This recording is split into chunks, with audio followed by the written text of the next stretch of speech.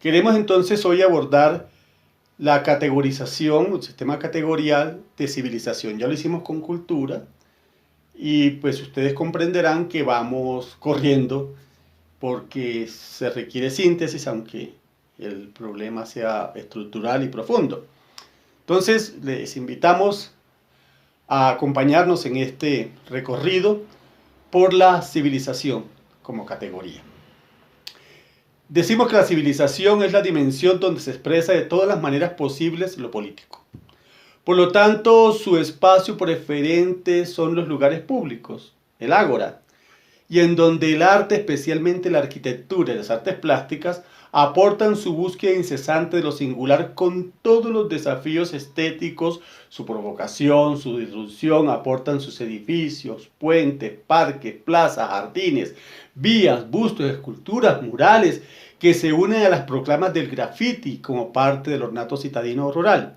Y toda la carga gráfica que informa o también desinforma, representada en tableros de tránsito, tableros de locales comerciales, vallas publicitarias, las señales de tránsito, aquellos colores vivos o grises que anuncian deterioro o depresión económica, entre otras cosas, o al contrario, una enorme alegría y nos dan satisfacción de que aquel lugar está vivo, habitado.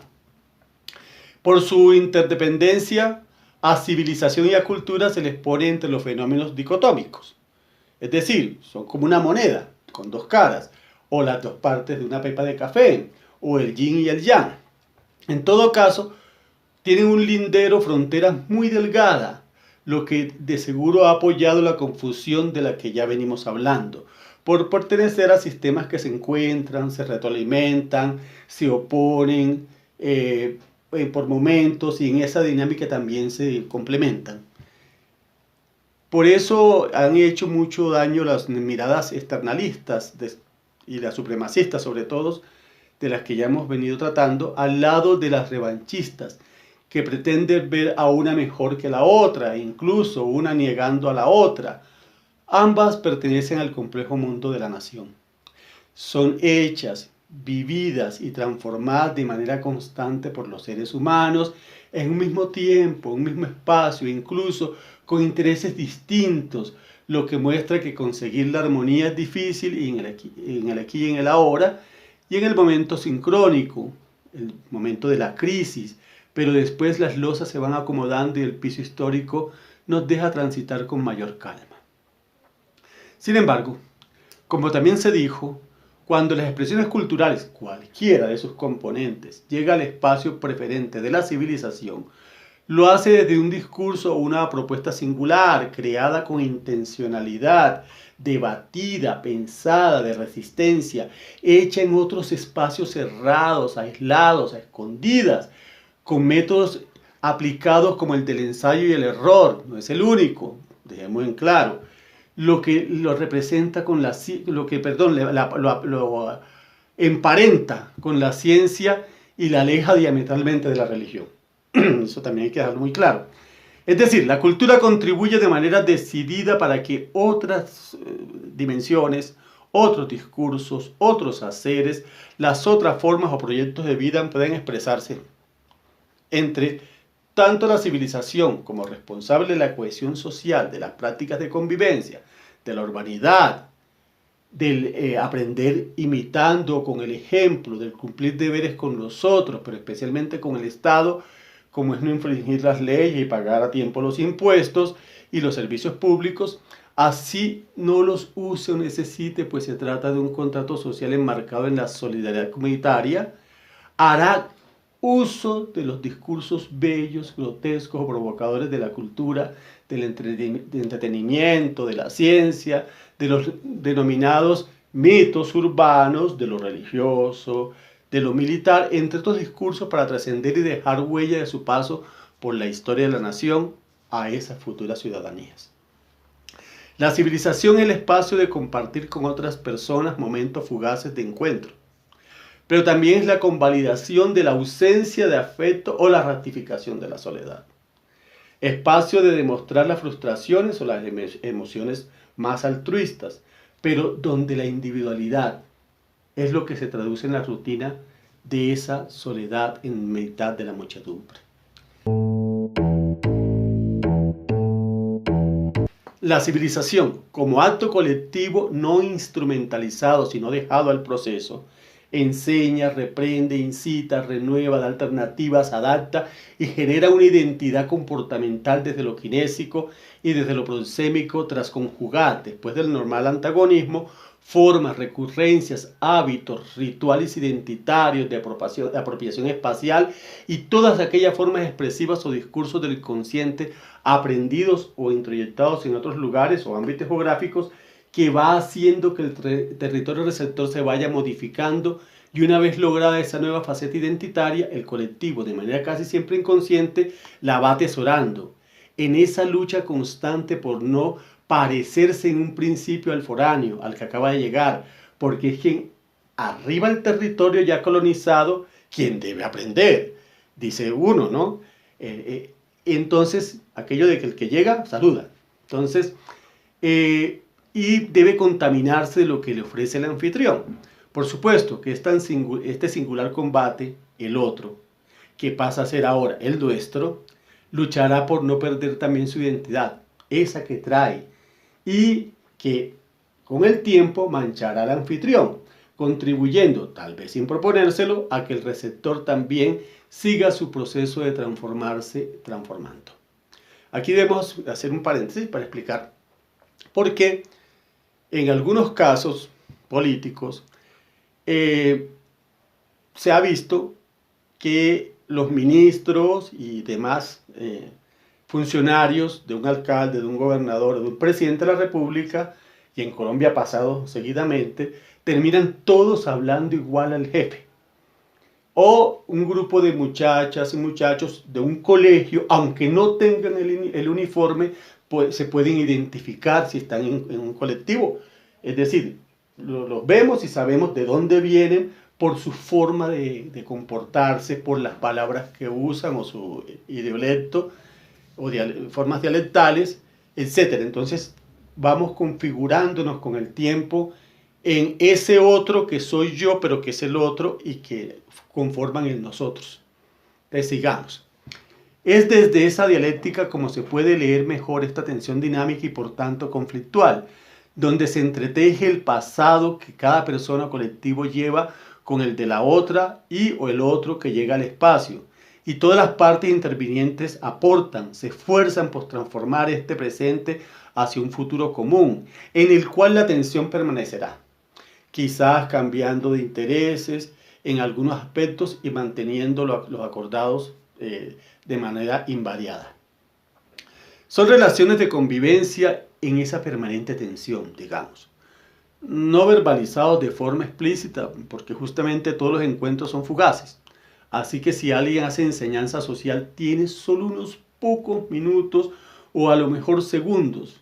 Por ejemplo, cuando usted en un centro comercial o en un edificio le muestra a otra persona que la ve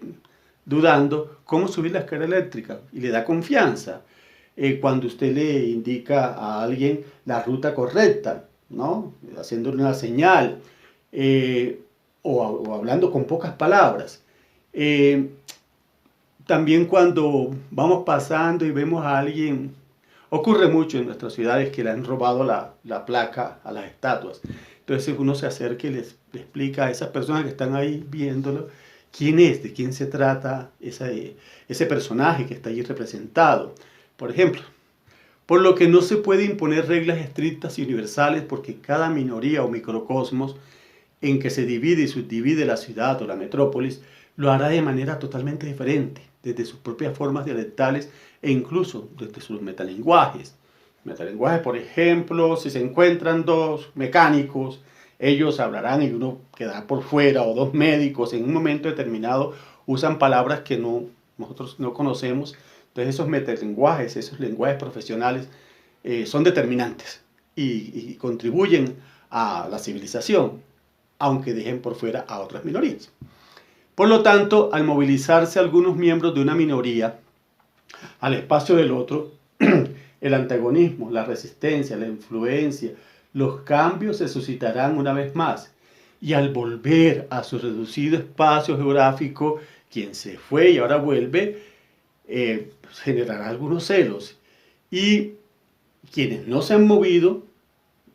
lo notarán y casi siempre en broma o en serio le recriminarán su cambio comportamental o ideológico. Reclamo provocado por el temor a perder a uno de los suyos y también porque provoque cambios en otras personas de aquel grupo humano. Aquí hay otra tensión que se configura en los celos sociales o en los celos profesionales, que muchas veces al no ser canalizados son factores que provocan violencia o por lo menos discriminación y expulsión de aquel microcosmo o endofanía. Así que, contradeciendo a Michel Foucault, tengo mucho reconocimiento por él, reconozco todo su esfuerzo, pero en este caso nos toca irnos en contra de uno de los aspectos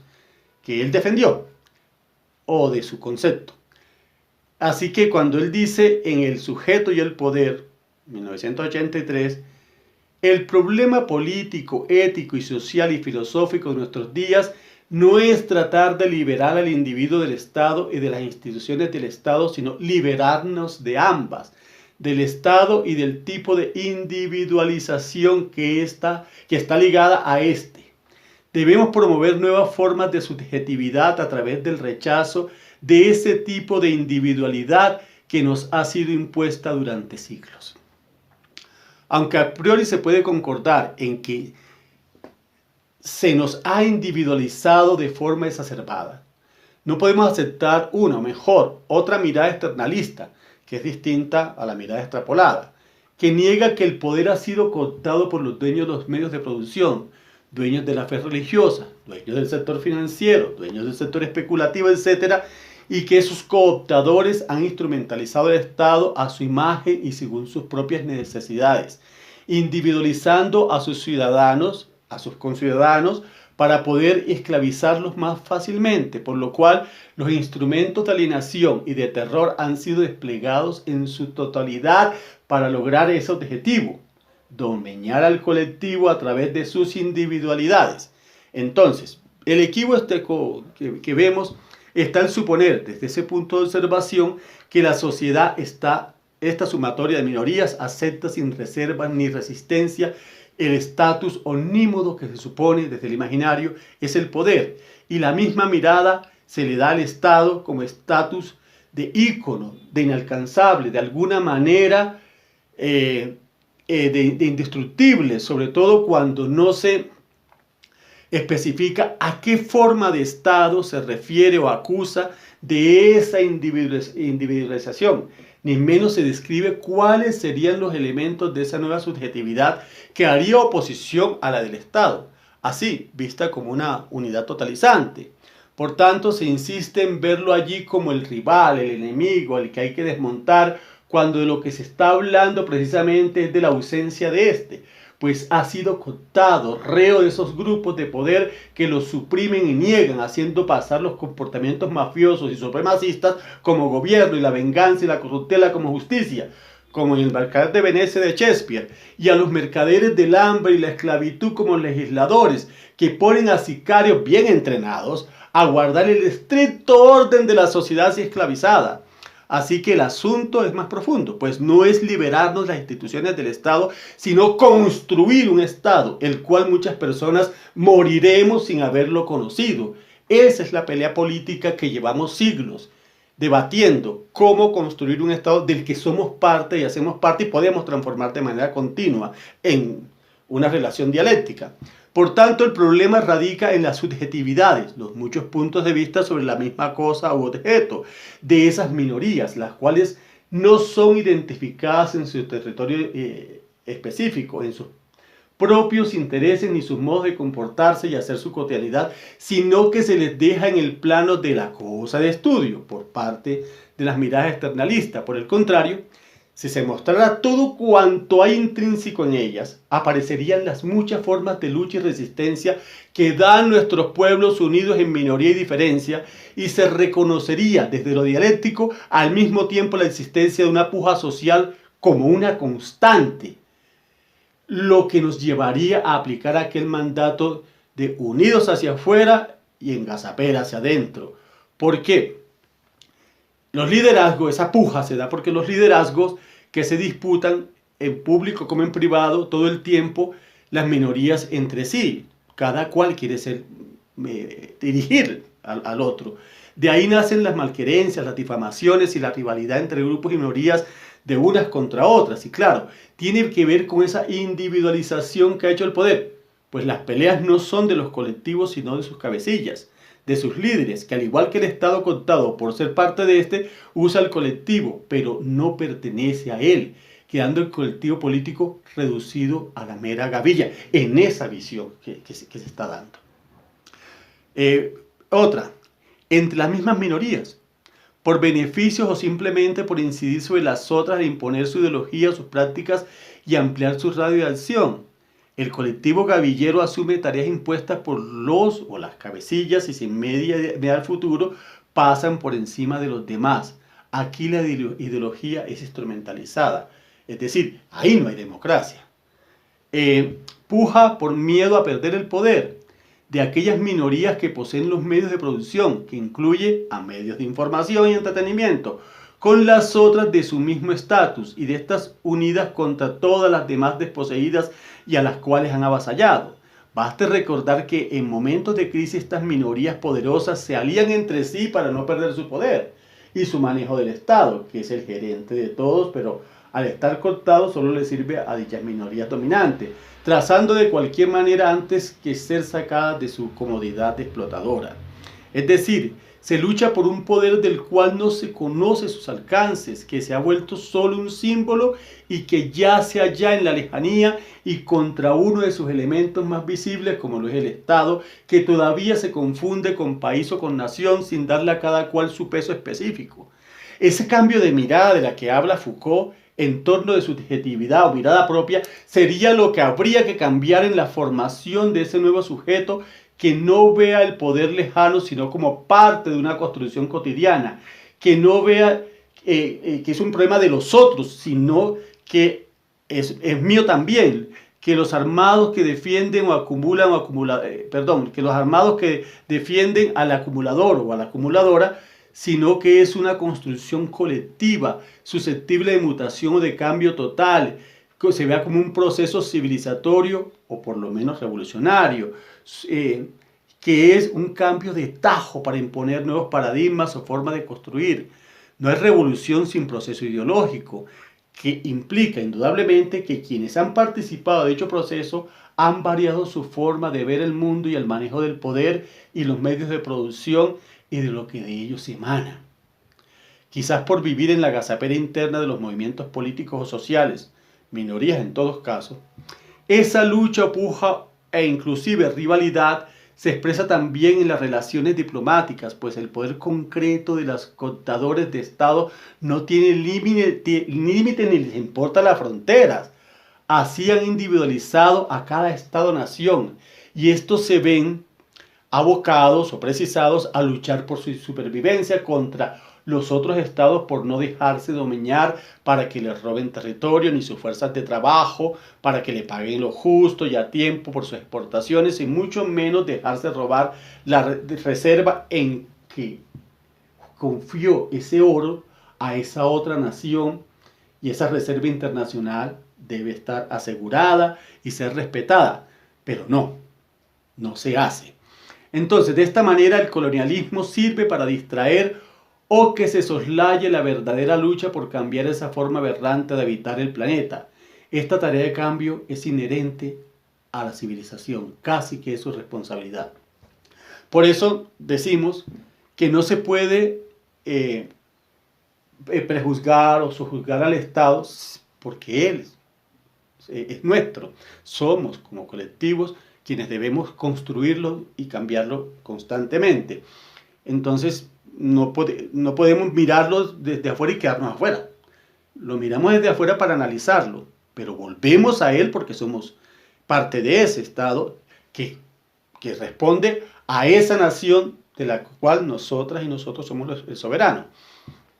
Es decir, si bien estamos en presencia de una civilización que privilegia el individualismo personal, el individualismo del grupo social y o de la minoría, y que estas prácticas llevan indudablemente al egoísmo, a la abyección, a la alienación y de muchas formas a la esclavitud por sobreexplotación laboral, por el consumismo y la dependencia de gentes extranjeras o foráneos, lo que da una lectura de sumisión, también es deber agregar que hay grupos sociales y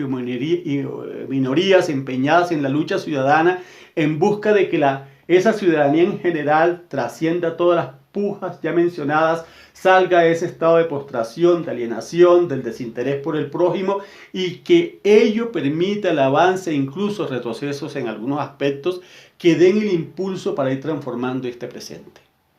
Esas actividades de lucha contra el statu quo profundizan las contradicciones y ponen de relieve que en el proceso civilizatorio, en el espacio de lo público, somos dicotomía de individuo-colectivo y que hay un objeto de transformar también al Estado, quitándole a quienes lo han cooptado para que sea, como gerente de la nación, asunto de todas las minorías que la conforman, y vele tanto para que el sujeto individuo como para el sujeto colectivo puedan operar normalmente, puedan vivir allí, puedan disfrutar de ese entorno.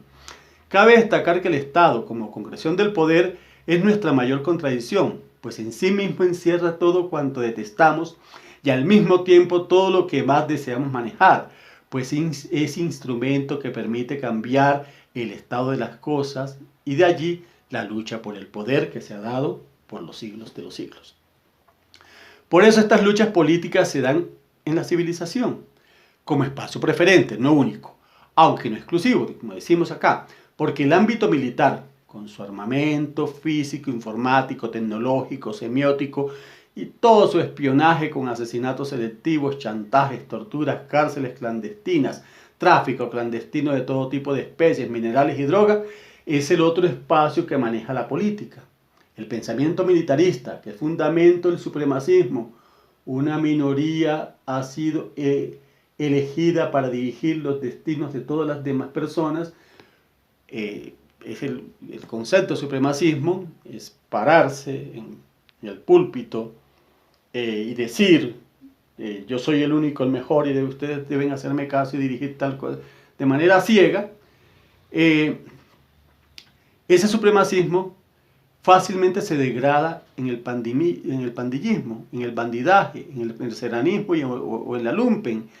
que podemos definirlo como aquellos grupos armados que no desean tomarse el poder del Estado, sino simplemente servirle a alguien que le paga por dominar un territorio y así solazarse en la fuerza, siempre momentánea. Es decir, cuando no hay ideología, todo se degrada. Y si se tienen las fuerzas militares, las armas, pues aparecen estos grupos que hemos visto y que hemos sufrido en Asia Menor, ¿no? Con el Daesh o todos estos grupos paramilitares en Colombia y en América Latina. De ahí la necesidad de fortalecer el valor del compartir viviendo un mismo espacio, donde la diferencia, restando importancia a la homogeneidad, que es otra forma de violencia silenciosa y cuyo acumulado es la frustración social que estalla en cualquier momento desde el subconsciente colectivo acumulado de rencores y desdichas. Entendiendo de esta manera que la civilización viene a ser el lugar donde se expresan las masas o grupos organizados justamente como acción civil que lucha por los derechos de esta o aquella minoría y por colateralidad beneficia a todo el conglomerado. Sin moralismo alguno podemos afirmar que en el espacio de la civilización es donde diariamente se produce el consumo y el consumismo, la compasión o la ruindad, el egoísmo o la solidaridad. Ambas se dan incluso en una misma persona o en un mismo colectivo. Es la civilización donde se genera la guerra y la paz, se pone a prueba la ética, se controla a la bestia que traemos en los genes y que canalizamos la furia y la exaltación en la euforia y dejamos salir para finiquitar el abuso. También es el cronotopo donde nos dejamos emparejar con otros de la misma minoría para sentirnos que apropiamos nuestro lugar en el mundo y el cual no estimamos que esté en discusión. Somos parte de ese grupo hasta que decidamos partir a otro contexto o seamos expulsados por ese mismo colectivo. Es decir, el individuo colectivo acepta ser semejante a, pero distinto de. Y ahí está la continua lucha interna de la persona y del colectivo con respecto a cada uno de sus integrantes. Es decir, nos unimos, nos desunimos, nos diferenciamos porque hay que mantener la identidad individual. Y este proceso contradictorio que vive el sujeto, siempre diacrónico, sea por los avances tecnológicos, los políticos, las tendencias sociales, es lo que define la dimensión de lo civilizatorio con toda su carga histórica y al mismo tiempo con un presente que propende por proyectar un mejor futuro. Por lo cual va más allá de lo verlo como algo homogéneo e incluso hegemónico, pues la cultura con toda su carga vendrá a provocarla, a desmentirla, a criticarla, a hacerle memoria, a llenar algunos momentos de esas otras 8 horas de descanso a que tenemos derecho y a la cual nunca debemos renunciar. La cultura le entrega además algunos de los elementos de la resistencia, las cuales nunca serán suficientes para enfrentar la rivalidad con fuerzas mayores. Por ello, cuando hay invasiones extranjeras o colonización, la primera sacrificada será la civilización que tendrá que adaptarse al colonizador o a la fuerza extranjera que le invade. Mientras la cultura, desde sus espacios de ocultamiento, de laboratorio creativo, será la última en ser vencida, pero nunca desaparecerá, llegando incluso a cambiar al invasor antes que éste al proceso cultural. Ya lo dijimos la vez pasada, cómo Grecia va a vencer de alguna forma a Roma, le mete su ideología a través de la cultura. Cambió su civilización, pero no cambió su cultura. Pero lo mismo va a hacer Egipto con Grecia. Y los incas con los españoles. Les van a cambiar su forma de ver el mundo.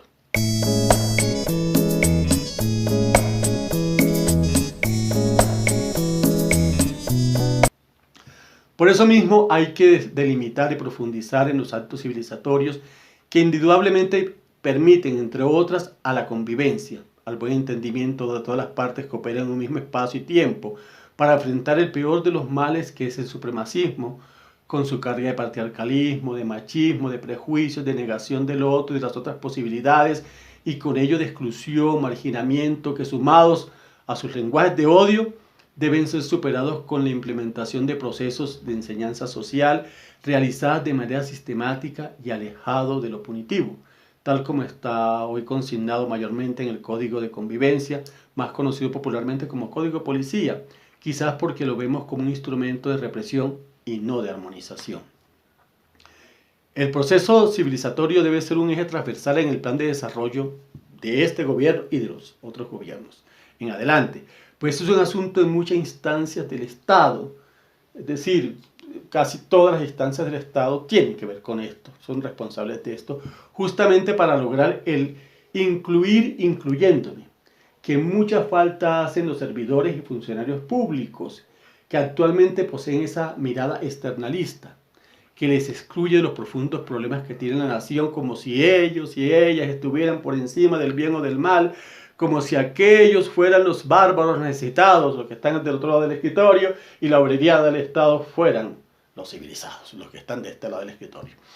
De enseñar aprendiendo a reconocer y reconocerse en el otro, para alcanzar con algo de paciencia convertirnos en el nosotros, bregando por alcanzar la poliglotía ciudadana, es decir, hablar todas las lenguas articuladas y no articuladas que se requieren en un mismo cronotropo para comunicación expedita, para lo cual debemos aprender el lenguaje de señas, el lenguaje vial de tráfico, los metalenguajes más frecuentes en el contexto donde nos movemos, como el metalenguaje teatral, el de fútbol, el de salubridad,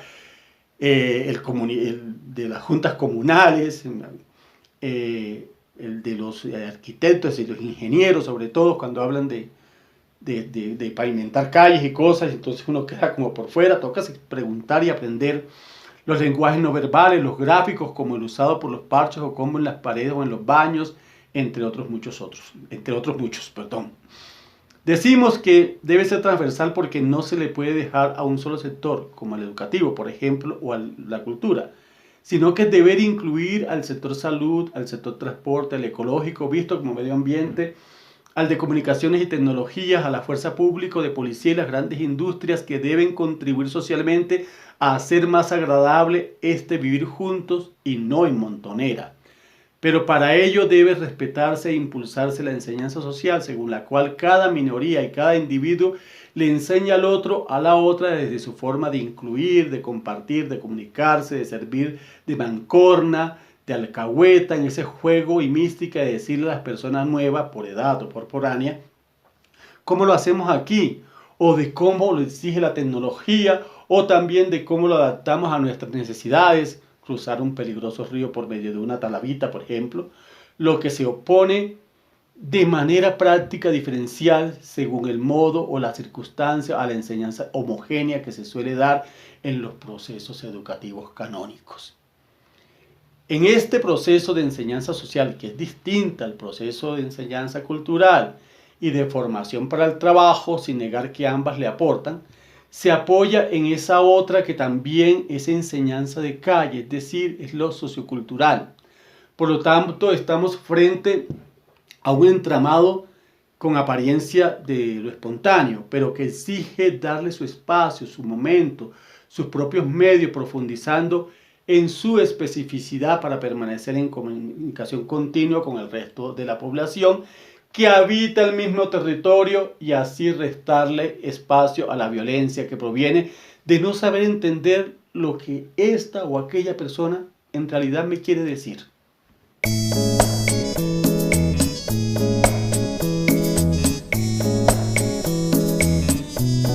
Otra práctica que hace ruido al momento del estudio de estos fenómenos es que desde muchos lados y especialmente desde el gubernativo se ha creído poder lograr el emparejamiento social, visión errada de lo civilizatorio, usando la publicidad, tales como las leyes de la década de los años 80 del siglo pasado, para la prevención del alcoholismo, el tabaquismo, el control natal, el control de contaminación, el control de contagio por enfermedades virales o bacteriales, entre otras, implementadas pues en los últimos 50 años sobre todo, y cuyas mediciones de impacto se han soslayado. Es decir, no se ha medido exactamente esas leyes para que han servido y esas campañas publicitarias cuánto han alcanzado. Queremos con esto decir que la publicidad bien hecha, mediante la creatividad, o sea, medida y mediante la creatividad y no por la copia nada más, funciona si hace parte de un conjunto de medidas que responden a un programa que se traduce en proyectos con cierto nivel de autonomía porque apuntan a grupos poblacionales o etarios diferentes, a temporadas distintas, a territorios específicos, etc. Así podemos afirmar que la diferencia construye la inclusión. Asimismo, muchos elementos que no pertenecen propiamente dicho a la civilización, tales como el acceso a la vivienda, el transporte masivo e individual, que es el grave problema que tiene el mundo en este momento, la delincuencia, la falta de infraestructura, el desempleo, la calidad de la educación, tienen por contingencia una enorme presión sobre la civilización, y provocan dificultades al momento de su estudio, pues por décadas los mandatarios y sus áulicos han pretendido disimular su incapacidad administrativa, culpando a las otras y a los otros, especialmente a los jóvenes, y al resto de la población de no tener cultura, de no tener educación, de no tener principios civilizatorios. Después siguen con la familia y eso se lo enseñaron en su casa, es que le falta a su mamá estar en la casa, a su papá en una correa para que lo eduque o reeduque o le haga reingeniería a batazos y madrazos. Después siguen con las juntas comunales que se politizaron, que no cumplen con su labor comunitaria,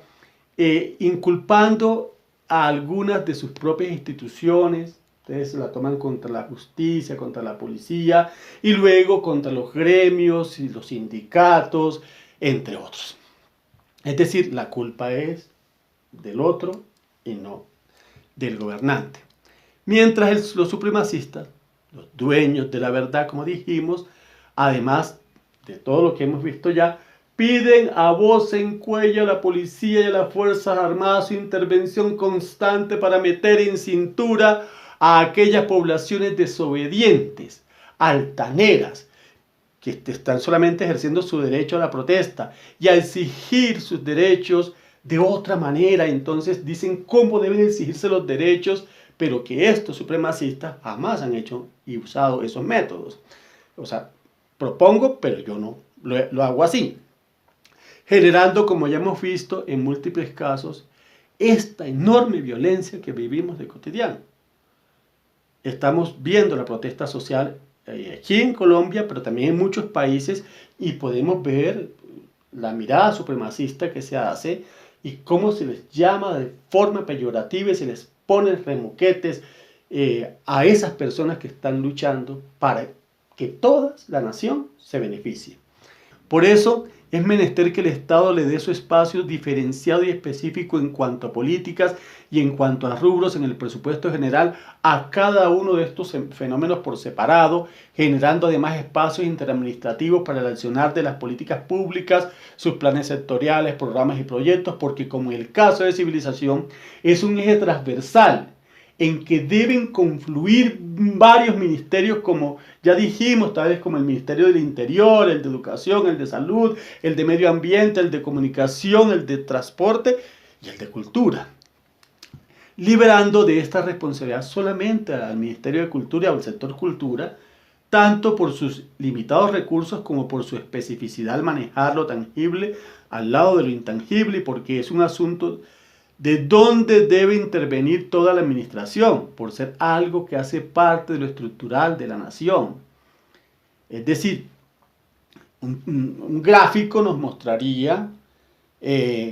cómo lo civilizatorio está en el centro, cuando lo ponemos en el centro, y como decía el actual presidente Gustavo Petro, cuando era alcalde de Bogotá, el ser humano en el centro, pero ese ser humano tiene un ambiente y tiene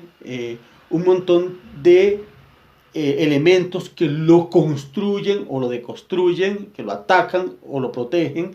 y entonces todos estos otros elementos del Estado deben salir a contribuir y a poner su granito de arena. No es una cosa espontánea, tiene que ser una cosa estructurada.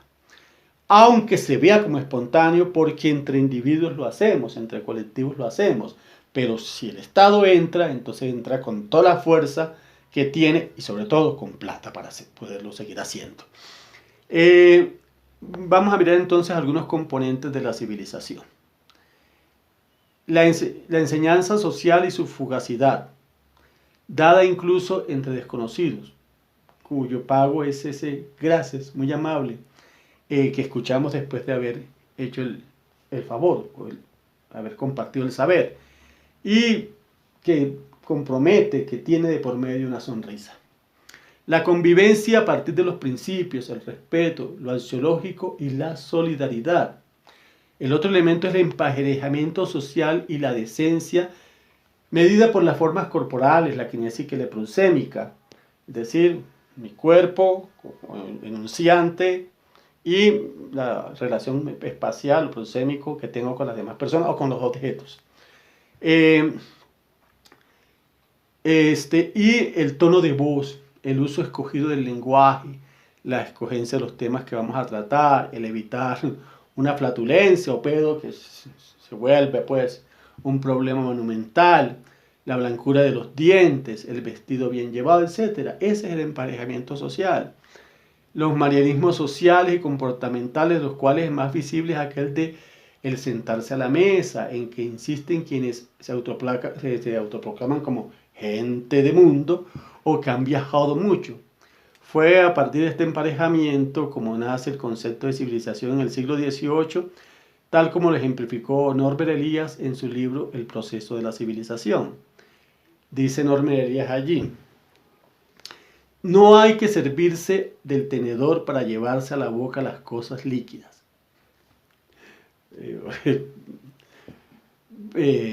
Es la cuchara la que sirve para estos menesteres. La decencia manda servirse siempre del tenedor para llevarse la carne a la boca,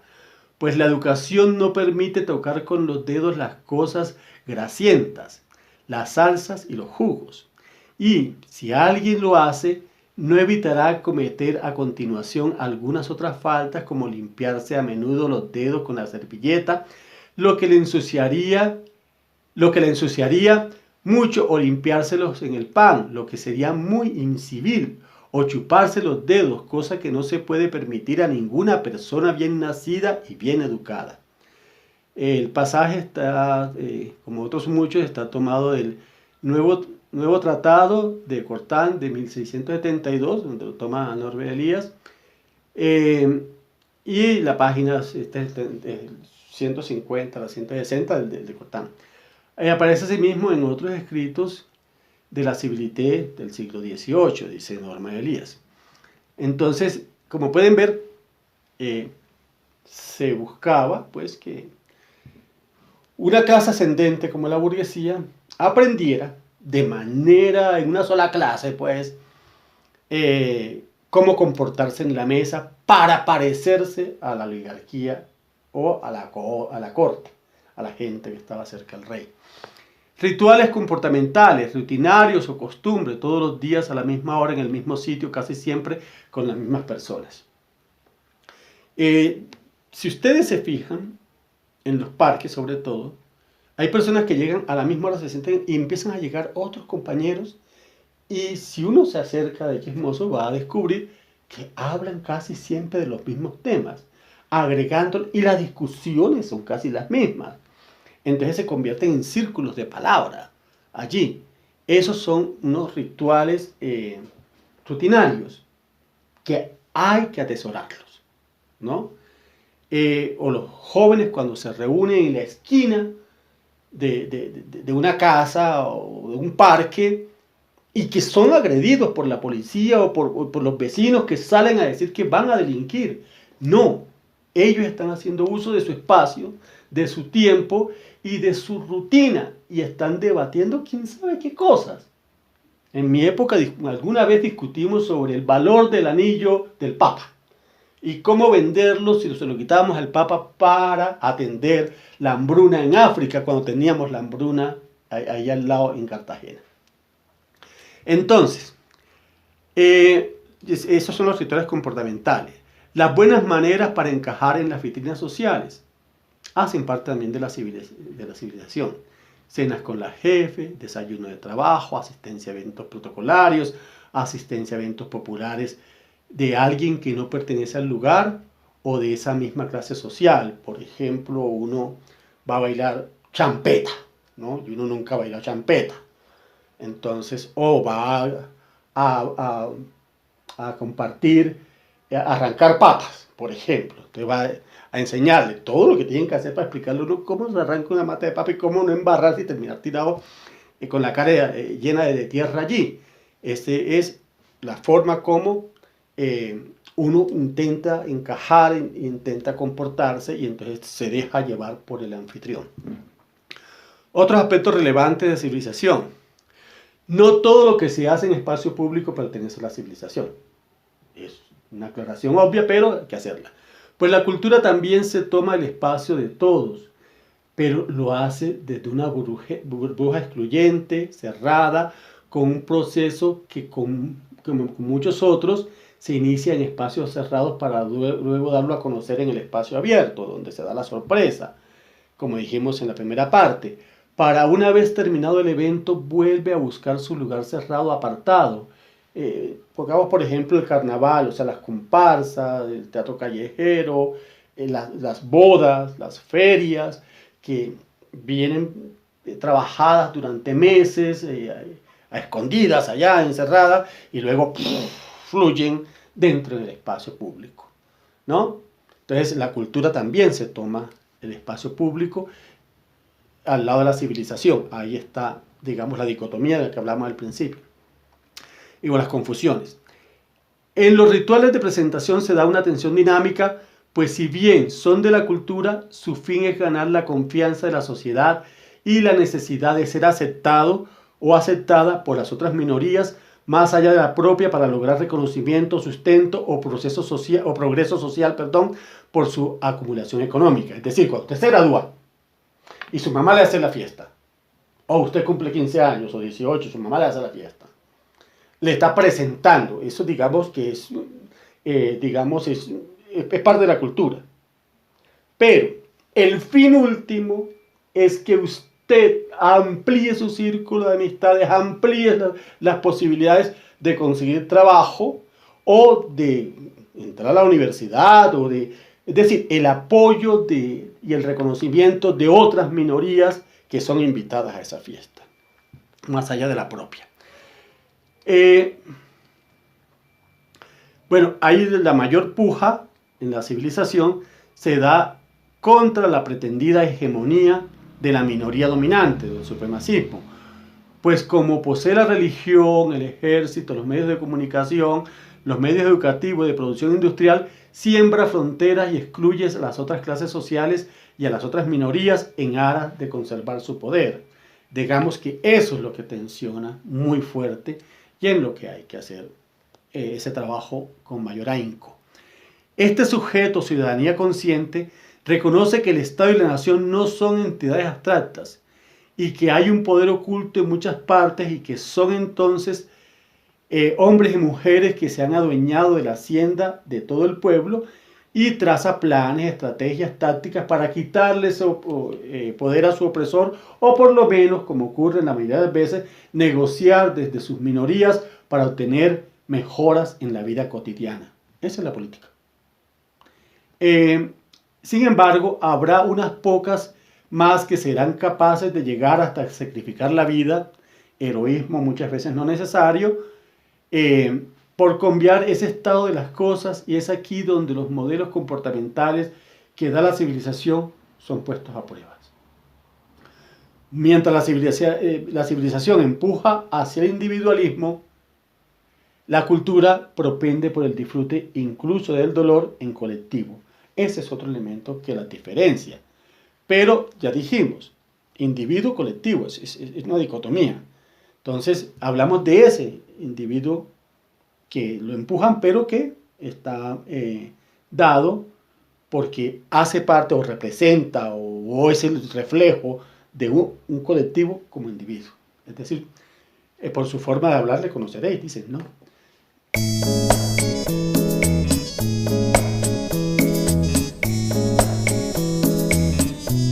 Entonces entremos ahora en el sistema categorial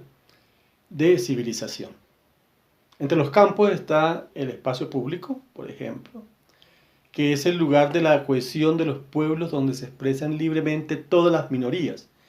y que cada vez más hay que liberarla del supremacismo, del fetichismo, de esa supuesta seguridad institucional para que deje de ser el lugar visible o estigmatizado porque es el lugar del crimen para ser el lugar de la diversión, el lugar del encuentro, el lugar de construcción de nuevas ciudadanías. Y la intervención espacial que va más allá, ese campo va más allá de la mirada de lo bello, pues lo importante es lo funcional, lo seguro, la velocidad en la iluminación, adecuación de cada necesidad de los grupos poblacionales. Es para el ágora que se construye este disfrute y aquí intervienen entonces los arquitectos, los ingenieros, los artistas y demás, los publicistas y demás personas que trabajan para hacer el cambio del paisaje y que tienen en cuenta, entre otras cosas, los colores, el viento, los chiflones, como decimos acá en Bogotá, y todo lo que tiene que ver con la vida de ese contexto para que sea más fácil de disfrutarla. Cada ladrillo, un ladrillo significa que hemos trasladado una montaña, que hemos deteriorado una montaña para construir una casa o una vivienda o una oficina. Entonces ese traslado tiene que ser armónico y tiene que repararse el lugar de donde se trajo ese barro para construir ese ladrillo. Digamos que esa intervención espacial es dentro del medio ambiente, dentro de la vida y el desarrollo económico armonioso y sensible. Los puntos de georreferencia son estos lugares que suplantan o refuerzan la cuadrícula de la división urbana y sirve para incentivar la memoria y expresar afectos por el entorno actual y o el pasado. Son esos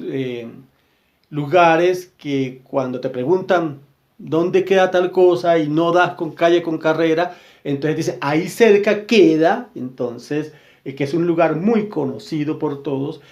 y que muchas ciudades nuestras de América Latina son puntos de encuentro, puntos muy visibles y que casi todo el mundo conoce. La seguridad en cuanto a como campo de la civilización es el lugar de lo emocional, de lo solidario que se puede dar y que ayuda a que uno conviva y viva ese espacio o ese lugar de aprender y de compartir. Aunque, como decimos, se le sigue estigmatizando el espacio público como el espacio donde se da el crimen, debemos transformarlo como civilización para que sea, como dijimos, ese espacio donde yo confíe. Entonces la seguridad tiene que ver con la confianza, con la cohesión social, con el lugar de la oposición, donde la oposición se expresa frente a un gobierno, el lugar donde los derechos humanos son muy importantes, donde se protege al foráneo y se protege al propio, etcétera. Es el lugar de divertimento colectivo, el respeto por sí mismo y el respeto por el medio ambiente. Esa es la seguridad que estamos que se hace desde la civilización. La convivencia, esa tensión dinámica y por tanto conflictual donde todas las partes intervinientes aportan, se esfuerzan por transformar este presente hacia un futuro común. La comunicación, el respeto, el reconocimiento de la autoridad y lo alternativo, la apropiación del entorno, lo axiológico y la solidaridad son los elementos básicos de la convivencia. La enseñanza social,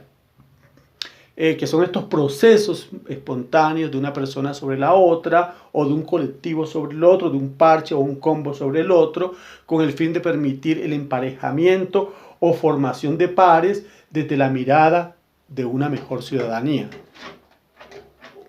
El uso del lenguaje es una competencia disruptiva, conceptual, a veces manipuladora, otras veces ingenua desde lo político, que aporta sus proclamas para la transformación del ser humano y su relación con los otros animales. Nosotros somos animales. El agua, el aire, el alimento, va más allá del eslogan y pierde su esencia cuando se convierte en parte del ornato citadino o rural, pues los demás dejan de disfrutar de toda su carga gráfica que informa o desinforma, agrede y a veces hace sonreír.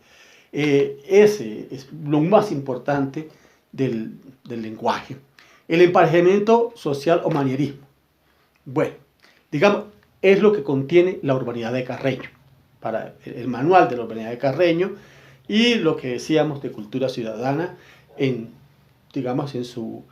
en un principio esquemático. Porque genera fronteras invisibles, diferencias de clases o estratos como retén o alcabala entre un grupo humano y otro, entre una minoría y otra, y miden si perteneces a esa minoría o no, de acuerdo a si sigues, como todo el mundo, como decíamos ahorita, como veíamos Norbert Elias, si sigues como todos, cogiendo los cubiertos, la manera de sentarte, la manera de mirar, la manera de poner las manos, etc. Entonces, toda esa carga te agrede y te vas transformando, pero no eres auténtica o auténtico. El emparejamiento comportamental, kinésico, por el contrario, hay un emparejamiento que es del colectivo, que se vuelve identitario y que también es conflictual. Y hay una influencia inconsciente de los integrantes de un mismo grupo, de unas barras, de los parches, de los combos, de los grupos laborales, de los grupos estudiantiles o de oficina, en suma minorías que les identifican. Hay que, como si fueran los tatuajes, pero pues es todo el comportamiento, es la forma como se dice, cómo se mira, cómo se accede a algo. Hay que tener en cuenta que muchas se dan por temporadas y que la misma persona puede tener varias formas comportamentales que usa al llegar a determinado espacio con el parche con el que se reúne. Es decir, al variar de grupo, también varía tu nivel kinésico y comportamental, lo quieras o no, la forma de decir las cosas. Hábitos, afectos y soledad. Son recurrencias dadas por compartir en lo físico y lo emocional con otras personas, momentos fugaces de encuentro, con validación o ratificación de la soledad, espacio para demostrar las frustraciones o las emociones altruistas, pero desde la individualidad, lo que se traduce en la rutina de la soledad de la muchedumbre. Es decir, por mucho que estés llena la plaza de Bolívar, ¿no? 50.000 personas, son 50.000 soledades casi siempre, o hay muchas personas que tú la ves solas mirando la pantalla o mirando la tarima. Y otro de los elementos que pertenece a esto es el síndrome de la ventana o el pavor de esperar, la madre o el padre, que a tal hora no llegó la hija o el hijo, o el marido o la esposa, o el cónyuge, o el abuelo, y se para en esa ventana cada noche a escuchar los pasos,